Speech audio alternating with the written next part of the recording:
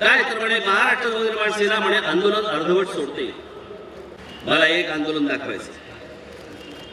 महाराष्ट्र नवनिर्माण सेनेने हातामध्ये घेतलेलं मला एक आंदोलन दाखवायचं जे अर्धवट सोडलं.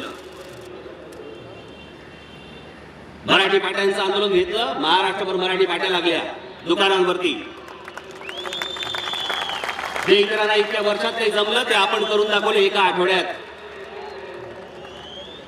मोबाईल फोनवरती ज्या वेळेला फक्त इंग्रजी आणि हिंदी एवढंच फक्त ऐकू यायचं, तिथे ज्या वेळेला या सगळ्या मोबाईल कंपन्यांना ज्या वेळेला महाराष्ट्र नवनिर्माण सेनेने दणका दिला, त्याच्यानंतर आज महाराष्ट्रभर प्रत्येकदा फोन केल्यानंतर तुम्हाला मराठी ऐकू यायला लागलं. हे महाराष्ट्र नवनिर्माण सेनेमुळे झालं. मराठी चित्रपटांना थिएटर्स मिळत नव्हती, महाराष्ट्र नवनिर्माण सेनेमुळे त्याला थिएटर्स मिळायला लागली, पडदे मिळायला लागले. रेल्वेचं आंदोलन घेतलं.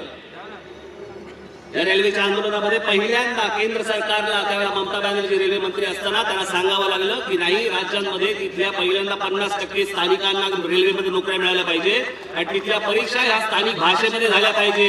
हे आपलं यश आहे, आपलं. शेवटचा विषय टोल.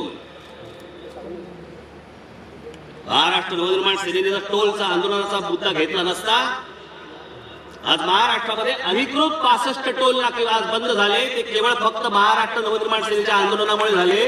दुसऱ्या कोणत्या राजकीय पक्षाने आजपर्यंत आंदोलन केलं होतं म्हणून सांगा मला जरा.